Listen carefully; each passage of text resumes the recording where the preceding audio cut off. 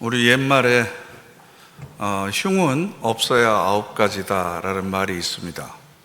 우리 동양에서는 아홉이라고 하는 숫자는 많다라는 뜻을 가지고 있고 가득하다, 또 반대로 아득하다라는 뜻을 가지고 있습니다. 그래서 구만리라고 하는 표현을 쓰잖아요. 그러니까 흉은 없어야 아홉 개다라고 하는 이야기는 그 사람에게 흉이 아홉 가지밖에 없다는 뜻이 아니고 굉장히 많은 흉이 있다라는 뜻입니다. 물론 저마다 다르겠지만 사람들은 다 흉을 가지고 있습니다.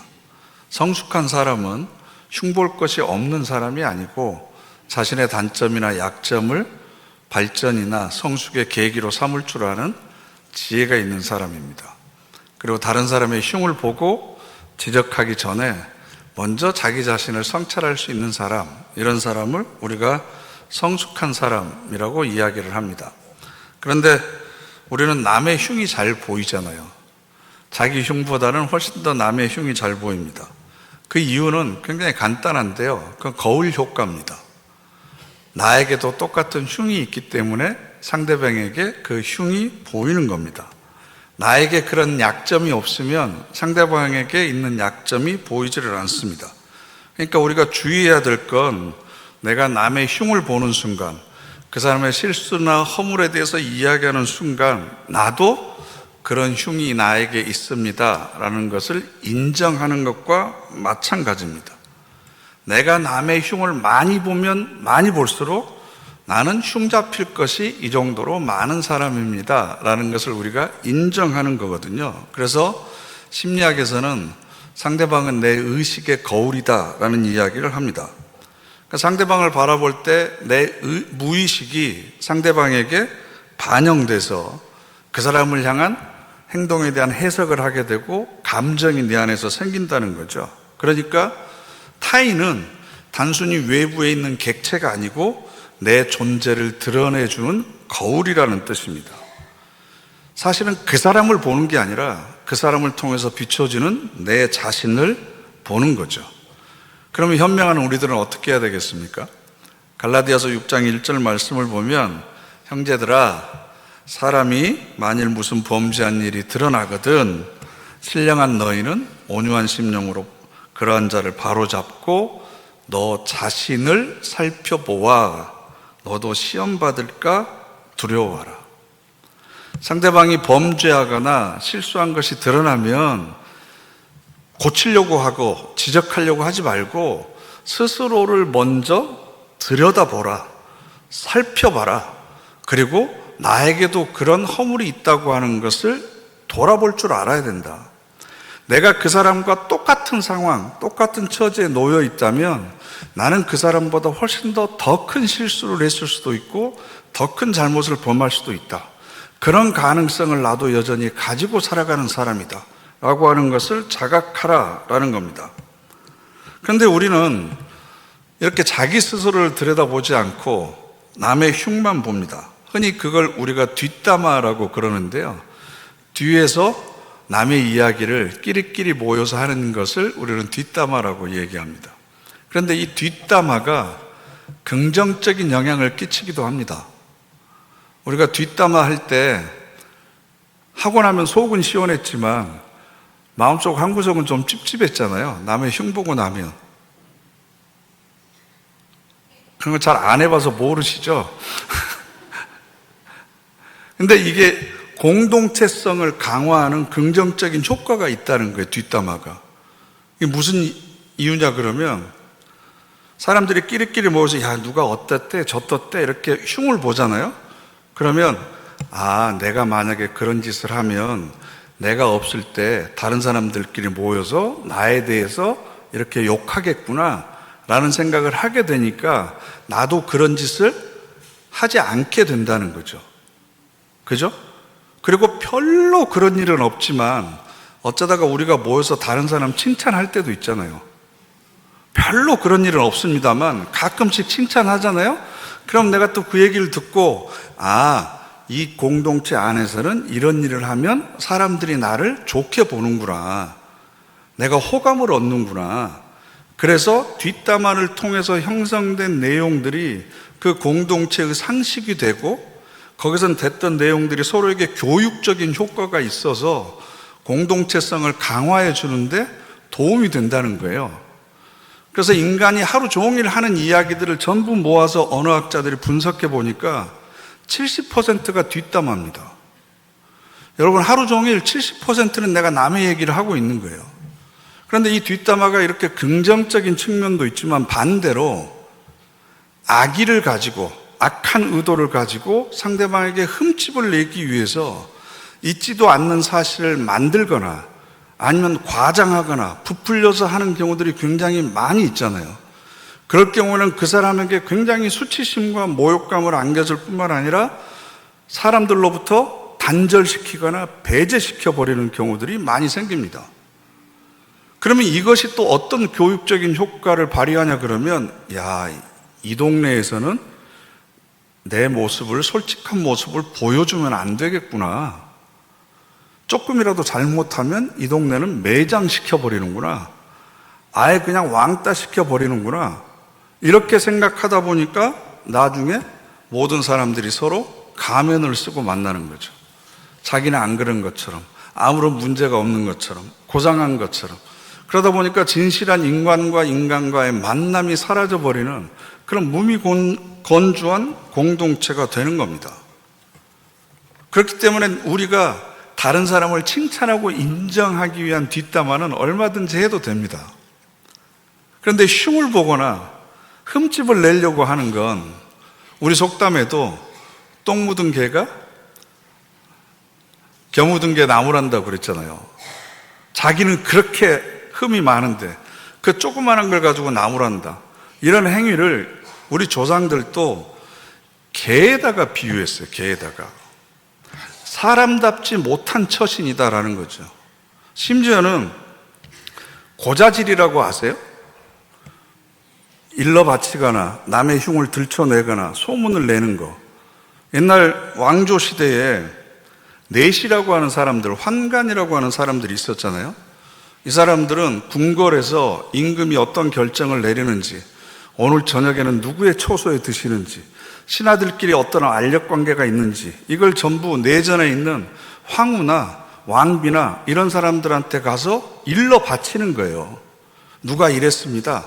누가 그래서 흉을 보고 흠집을 내고 듣기 좋아하는 얘기들을 막 하고, 이런 걸 고자질이라고 그래요. 웃어야 되는데? 아니, 거시기가 없는 사람들이나 하는 질이라는 거예요. 아유, 왜 이렇게 갑자기 답답하죠? 이렇게 참 뭐라고 직접 말할 수도 없고. 나중에 오늘 설교에서 목사님이 왜 그렇게 답답해 하셨는지 이해가 안 되시는 분들은 식사하실 때 옆 사람한테 이렇게 좀 물어보세요. 그러니까 온전하지 못한 사람들이나 하는 짓거리를 고자질이라고 그런 거예요. 정상적인 사람들은 그렇게 남의 흉을 보고 일러 바치고 없는 얘기 만들어내고, 아니 그걸 지금 얘기하지 마시고. 그럼 왜 사람들은 그렇게 남의 흉을 보려고 할까? 그 인간 마음의 깊숙한 곳에는 자기 흉을 감추고 싶은 본능이 있는 거예요. 그러다 보니까 자꾸 남의 흉을 들춰내야만 자기의 것이 가려진다고 생각하는 겁니다. 그리고 내가 저 사람보다 더 우월하다, 더 낫다라고 하는 그런 자유의식이 생긴다는 거죠. 그래서 자꾸 남을 흉을 보는 겁니다. 그리고 우리 눈이 얼굴에 붙어 있잖아요. 손에 붙어 있으면 자기 내면을 잘 볼 텐데 얼굴에 있다 보니까 자꾸 상대방을 보는 거죠. 그래서 내 자신을 직접 보기 위한 방법 중에 하나가 우리가 거울을 보는 거죠. 그런데 거울에 비쳐있는 모습은 나의 진짜 모습이 아닙니다. 거울을 통해서 내 몸을 본다고 하더라도 나의 일부분만 보는 거죠. 그것도 다른 것으로 치장되어 있는, 가려져 있는 나의 일부분만을 보기 때문에 사람들은 내가 어떤 존재인지에 대해서 별로 알지 못합니다. 시편 139편을 보면 다윗이 이렇게 고백합니다. 함께 읽어보실까요? 여호와여, 주께서 나를 살펴보셨으므로 나를 아시나이다. 주께서 내가 앉고 일어섬을 아시고 멀리서도 나의 생각을 밝히 아시오며 나의 모든 길과 내가 눕는 것을 살펴보셨으므로 나의 모든 행위를 익히 아시오니. 아멘. 하나님은 어거스틴의 고백처럼 나보다 나를 더 잘 알고 계시는 분입니다. 멀리서도 내 생각을 아시고 앉고 일어섬을 아시고 출입을 다 알고 계시는 분이십니다. 그러니까 기도라고 하는 것은 하나님의 시각으로 나를 바라보는 겁니다. 내 기준으로 나를 바라보거나 타인의 시선으로 나를 바라보거나 세상적인 기준으로 나를 바라보는 것이 아니라 하나님의 시선으로 나를 바라보는 것, 그리고 하나님의 시선에 비춰진 내가 어떤 존재인지를 발견하는 것, 이게 바로 기도하는 것의 가장 중요한 핵심이라고 생각합니다. 이런 마음을 가지고 오늘 본문을 보면요, 1절 말씀에 비판을 받지 아니하려거든 비판하지 말라. 많이 들어본 말씀이죠. 여기서 비판이라고 하는 단어는 크리노라고 하는 헬라어인데요, 법적인 용어입니다. 판사가 검사와 변호사의 이야기를 다 듣고 나중에 유죄인지 무죄인지 판결하잖아요. 그때 사용되는 단어가 이 크리노라고 하는 단어입니다. 그러니까 여기서 이 비판은 심판하다, 판단하다, 분리하다, 부정적인 의미로는 비난하다, 이런 의미를 가지고 있거든요. 그래서 새한글 성경은 이렇게 번역을 해놨어요. 남을 판가름하지 마세요. 그리하여 여러분이 판가름 받지 않도록 하세요.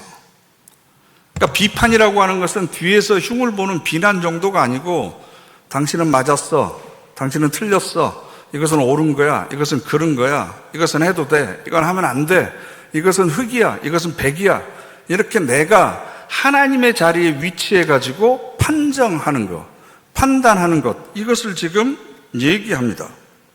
그러니까 우리는 이 말씀을 어떻게 보통 오해를 하냐 그러면, 남에게 내가 비판을 받지 않으려면 나도 남을 비판하면 안 되는구나, 좋은 말 해주고 살아야 되겠구나.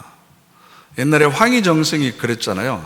종들이 서로 싸워가지고 그 시시비비를 가리기 위해서 주인한테 와가지고 이래저래 해서 저 사람이 나를 이렇게 했습니다. 그래? 네 말이 맞다. 아닙니다, 사실은 저놈이 저래서 제가 이런 겁니다. 그래, 네 말도 맞다. 아내가 옆에서 지켜보다가, 아니 주인이 누가 잘했고 잘못했는지 시시비비를 가려줘야지, 양쪽 다 옳다고 그러면 어떻게 합니까? 당신 말도 옳아. 이렇게 살라는 얘기일까요? 뭐든지 다 옳다고 좋다고 얘기하면서 살아야 되는 겁니까? 그럼 여러분, 비판하는 것이 무조건 나쁜 건가요? 판단하거나 분별하지 말고 모든 것을 다 그냥 긍정적으로 좋게만 생각하면서 살아야 됩니까? 그건 아니잖아요. 그럼 예수님도 공생의 사역을 하시면서 한 번도 비판하지 않고 심판하지 않으셨습니까? 오늘 우리가 5절까지만 읽었는데요, 6절을 보면 거룩한 것을 개에게 주지 말며 너희 진주를 돼지 앞에 던지지 말라.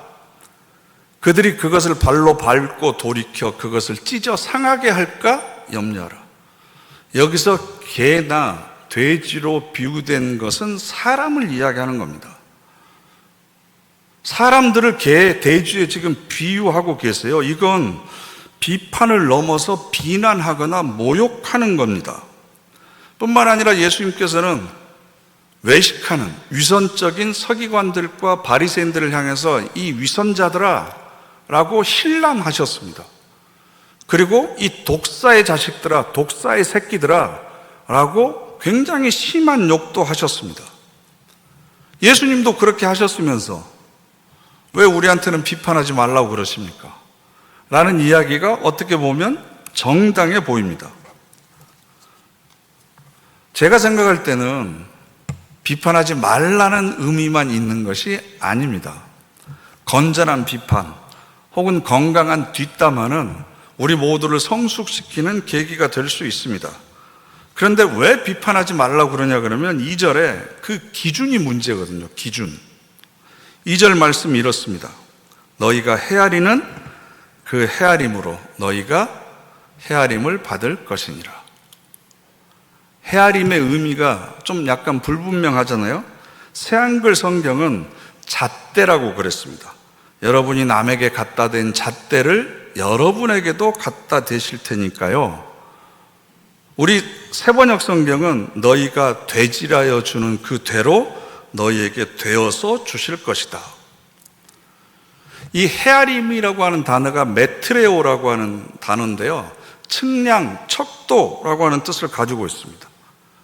그래서 유대인들은 자의 기준이 여기 팔이 굽혀지는 지점에서부터 손가락 끝까지가 1규빗입니다. 1규빗. 그러면 보통 45cm입니다. 임금이나 귀족들은 50cm였습니다. 그래서 우리가 구약 성경을 보면 성전을 지을 때 규빗이라고 하는 단어가 많이 나오잖아요. 그럼 10규빗이면 4m 50cm 정도가 되는 거예요. 그런데 그 자가 잘못되어 있으면 어떻게 되죠? 모든 것을 판단하는 기준이 헷갈려 버리는 겁니다. 그런데 저와 여러분이 옛날에는 그 대나무로 우리가 거기 새겨가지고 자로 썼잖아요. 자가 없는 경우에는 각자 이렇게 팔뚝 내밀어서 재는 겁니다. 그런데 그 길이가 똑같겠습니까? 틀릴 수가 있죠.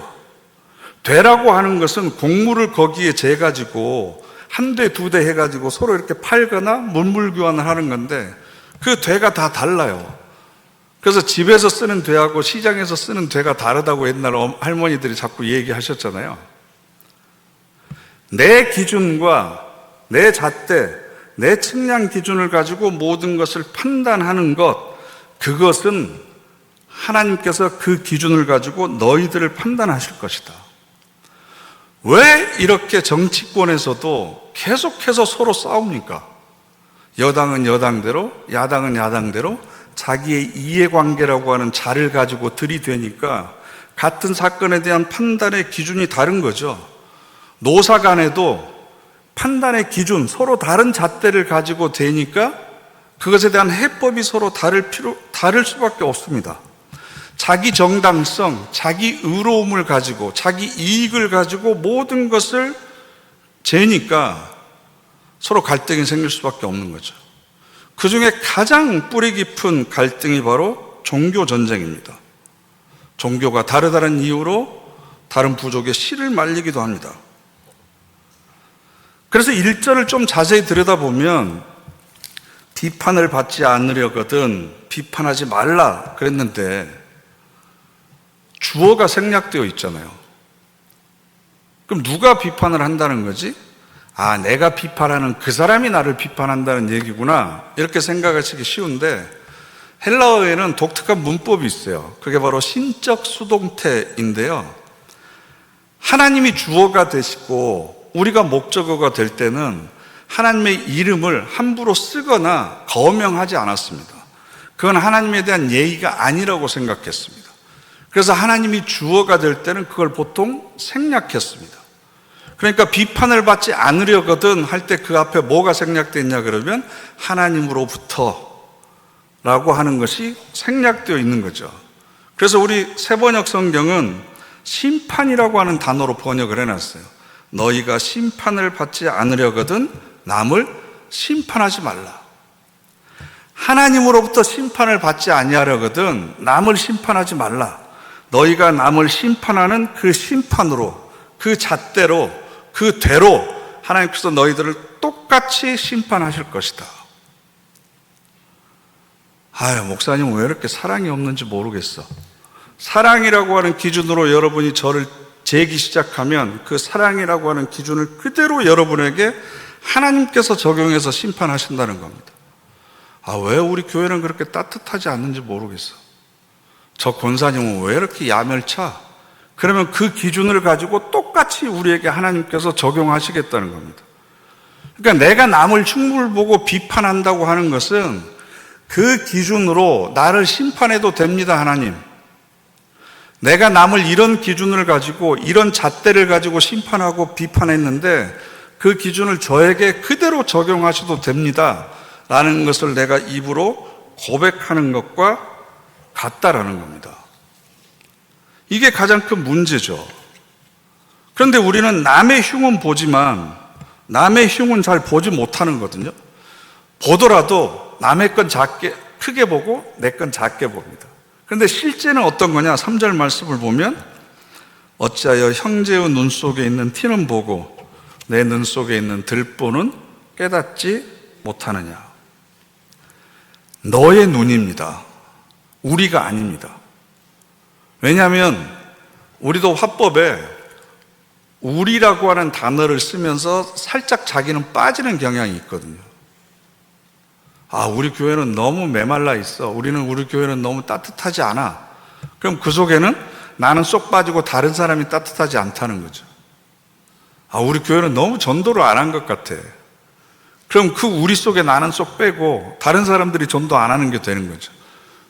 그러니까 예수님께서 초대교회 공동체에게 지금 얘기하시는 거거든요.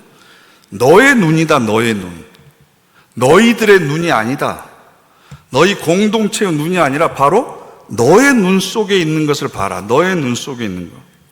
형제 한 사람에게 있는 티를 보지 말고 너의 눈 속에 있는 들보를 보라라는 겁니다.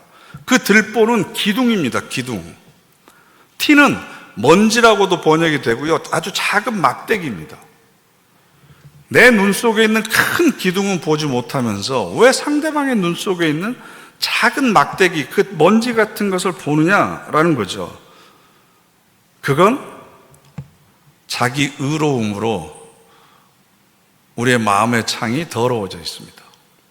오만과 편견과 아집과 고집과 독선, 이기적인 탐욕, 이런 걸로 그래서 뭐든지 자기에게는 유리하게 정당화합니다. 그리고 상대방에는 부정적인 올가미를 뒤집어 씌웁니다. 그래서 흔히 내로남불이라고 그러죠. 내가 하면 로맨스고 남이 하면 불륜이고, 이처럼 상대방이 열심을 가지고 하는 거면 탐욕이고 내가 열심을 가지고 하는 것은 비전이다. 상대방이 열심히 하는 것은 시기와 질투고 내가 열심히 하는 건 열정이 넘치기 때문에 그렇다. 네가 하면 집착이지만 내가 하면 사랑의 표현이다. 네가 하면 편견과 아집이지만 내가 하면 건강한 신념을 내가 가지고 있는 거다. 네가 하면 오만이고 교만이지만 내가 하면 이건 자신감 때문에 이러는 거다. 뭐든지 바라보는 관점에 따라서 전혀 다른 평가를 내릴 수 있잖아요. 그러니까 상대방이 하는 것은 항상 부정적으로만 생각하고 내가 하는 것은 항상 긍정적으로만 바라보는 겁니다. 그러다 보니까 분열이 생기고 분쟁이 생기는 거죠.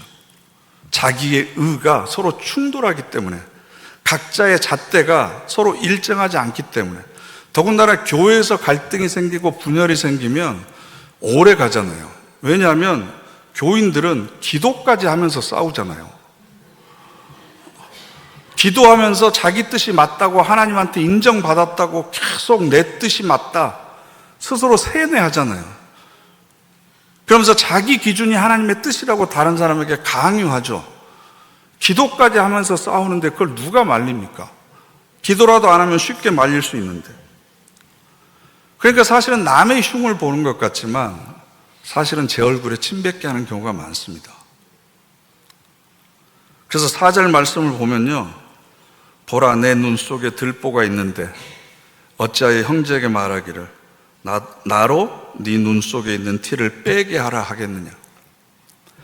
자기 안에 기둥과 같은 허물이 있는데 그건 해결하지 않고, 야, 너 보니까 너 이런 티가 있어, 이건 내가 빼줄게, 이건 내가 해결해 줄게 라는 얘기를 그걸 어떻게 할 수 있느냐라는 이야기입니다. 물론 올바른 비판과 애정이 담긴 충고나 조언은 그 사람에게 치유의 역할을 합니다. 치유의 역할. 그런데 중요한 건 내가 먼저 하나님 앞에서 치유받은 경험을 하지 못하고 들보가 있는데 내가 너 고쳐줄게 라는 얘기를 어떻게 할 수 있겠냐는 거예요. 탈무드를 보면 이런 얘기가 있습니다. 어린아이를 키우는 엄마가 아이가 사탕을 너무 자주 먹는데 엄마가 얘기해도 안 듣는 거예요. 그래서 그 마을에 가장 권위가 있는 랍비에게 이 아이를 데리고 갔습니다. 선생님, 우리 애가 너무 과하게 사탕을 많이 먹는데 건강에 안 좋으니까 사탕 먹지 마라 라는 얘기를 좀 해주세요. 그래서 아이를 데리고 갔어요. 그랬더니 랍비가 다음 주에 오세요. 다음 주에. 다음 주에 데리고 왔습니다. 또 다음 주에 오세요. 그래가지고 한 달이 미뤄진 거예요. 한 달이 지나고 나서야 이 랍비가 아이 보고, 애야, 사탕이 건강에 안 좋으니까 끊어. 그만 먹어. 그러니까 엄마가 어이가 없는 거예요. 아니, 그 쉬운 말을 한 달 전에 해주지. 왜 사람 매주 왔다 갔다 하게 하고 인제서 하느냐는 거죠. 근데 그 랍비가 뭐라고 그랬는 줄 아세요? 저도 이제서야 사탕을 끊었습니다. 사탕으로 얘기를 하지만 자기도 하지 못하면서 자기 안에는 들보와 같은 기둥이 있으면서 자기 것은 보지 못하고 남더러 지적하고 비판하고 비난하는 것은 그건 자기 성찰이 없기 때문이죠. 그래서 마태복음 15장 14절 말씀을 보면 그냥 두라 그들은 맹인이 되어 맹인을 인도하는 자로다. 여러분, 맹인이 맹인을 인도하면 어떻게 돼요? 둘 다 구덩이에 빠지는 거죠. 또 마태복음 23장을 보면요, 맹인된 인도자여 하루살이는 걸러내고 낙타는 삼키는 도다. 그래서 오늘 우리가 읽은 본문 5절이 결론입니다. 외식하는 자여 먼저 네 눈 속에서 들보를 빼어라. 그 후에야 밝히 보고, 밝히 보다는 단어는 제가 2주 전인가 말씀드렸잖아요. 디아블레포. 그 안을 깊숙이 보고 형제의 눈 속에서 티를 뺄 수 있다라는 겁니다. 이 얘기는 내가 먼저 치유되는 경험이 우선적이라는 거죠. 왜 내 안에 들보와 같은 상처가 있는지, 왜 해결되지 않는 아픔이 있는지, 그래서 왜 내 마음의 창이 더러워져서 보는 것마다 부정적이고 비관적으로 보고 다른 사람에 대한 불평과 원망이 내 안에서 쏟아져 가는지 하나님의 시각에서 내 안을 먼저 들여다보고 그것이 치유받은 사람이 다른 사람의 겉으로 드러나는 행동을 보고 그 안에 감추어진 해결되지 않는 감정의 상처들을 치유할 수 있다는 겁니다. 그래서 이번 주부터 주일 오후에 하는 새날 배움터의 주제가 상한 감정의 치유입니다. 내 안에 있는 들보를 하나님의 시각으로 성찰하고 그것을 드러내는 과정에서 어떤 아픔이 있는지, 어떤 치유의 과정이 있는지를 충분히 경험하고, 그래서 내가 하나님의 은혜 안에서 온전하게 된 사람만이 다른 사람의 눈에 있는 티를 빼어내 줄 수 있는 그런 온전한 치유 과정을 안내해 줄 수 있는 치유자가 될 수 있다라는 겁니다. 그런데 우리는 자기 치유를 경험하지 못하고 내 들보를 어떻게 해결하지 못한 상태에서 계속 다른 사람의 티가 보이는 이유는 내 안에 들보가 있기 때문이에요. 해결되지 않는 상처와 감정들이 아직도 남아있기 때문입니다. 이게 치유되면, 이게 해결되면 내 마음의 창이 깨끗해지기 때문에 다른 사람도 흠이 없는 사람으로 보이기 시작합니다. 그러니까 사실은 내 주변에 있는 사람 중에 흠이 드러나 보이는 사람, 결점이 있는 사람, 자꾸 실수하는 사람이 있으면 그건 미성숙한 사람이 아니고 하나님이 내 안에 감추어진 들보가 뭔지를 알아차리라고 보내주신 사람입니다. 그리고 그 허물과 실수를 내가 덮고 가려주고 부족한 점을 채워주는 걸 통해서 내가 성숙되기를, 그리고 내가 치유자가 되기를 원하고 계십니다. 그래서 마태복음 6장 33절을 보면 그런즉 너희는 먼저 그의 나라와 그의 의를 구하라고 그랬잖아요. 그죠? 그런데 우리가 읽은 7장 5절 말씀을 보면 외식하는 자여 먼저 네 눈 속에서 들보를 빼어라 그랬어요. 먼저 네 눈 속에서 들보를 빼라. 들보를 빼기 위해서는 서두에 말씀드린 것처럼 하나님의 시각으로, 하나님의 의로움으로 나를 바라봐야 됩니다. 자기의 의로움이 아니고 하나님의 의로움으로 나를 바라보는 연습과 훈련을 해야 됩니다. 먼저가 중요합니다. 먼저. 들보를 빼내기 위해서는 먼저 하나님의 의로움으로 나를 바라봐야 됩니다. 상대방의 허물을 들춰내기 전에 먼저 내 안에 있는 허물을 볼 줄 알아야 됩니다. 상대방에게 지적하기 전에 먼저 스스로 지적하는 내 안에 계신 성령님의 음성을 우리가 들을 수 있어야 됩니다. 먼저 남의 티가 아니라 내 티입니다. 내 들보입니다. 자기 의가 아니라 먼저 하나님의 의를 내 안에 바로 세워야만 됩니다. 그래야만 우리는 주변에 있는 연약한 사람들을 통해서 내가 성숙해질 수 있고, 여전히 아픔과 상처를 가슴속에 품고 그것을 다른 사람에게 티로 보여주는 사람, 그런 사람들을 치유할 수 있는 치유자로 저와 여러분이 성숙해질 수 있습니다. 먼저 그의 나라와 그의 의를 구하듯이 먼저 하나님의 의로움으로 자기를 돌아볼 줄 아는, 그래서 매일매일 성숙으로 나아가는 저와 여러분 되시기를 간절히 바랍니다. 기도하겠습니다. 시간 우리 다 같이 합심해서 결단의 기도 드리겠습니다. 하나님, 나의 의로움보다, 나의 유익보다 먼저 하나님의 의를 추구하기를 원합니다. 내 안에 들보가 있음을 성찰할 수 있게 되기를 원합니다. 그리고 그 들보가 치유될 때, 해결될 때 비로소 다른 사람의 안을 들여다볼 수 있는 눈이 생겨난다는 사실을 깨닫게 하시고, 내가 먼저 하나님 앞에 치유되는 역사를 경험하게 하여 주시옵소서. 우리 다 같이 합심해서 결단의 기도 드리겠습니다.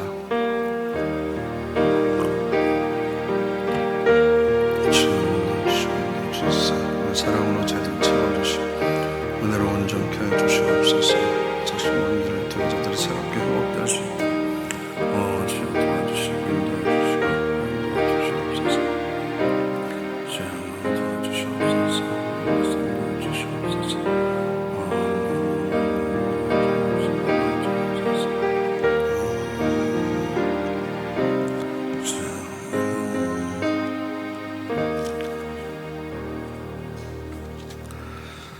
사랑의 하나님, 눈에 보이는 다른 사람의 허물과 티보다는 내 안에 있는 들보를 볼 수 있는 영적인 눈이 열려지기를 원합니다. 나의 의로움이 아니라 하나님 나라의 의로움을 내 안에 세우게 하여 주시옵소서. 그리하여 다른 사람의 상처와 아픔도 치유할 수 있는 치유자로 살아가게 하옵소서. 예수님의 이름으로 기도드립니다. 아멘.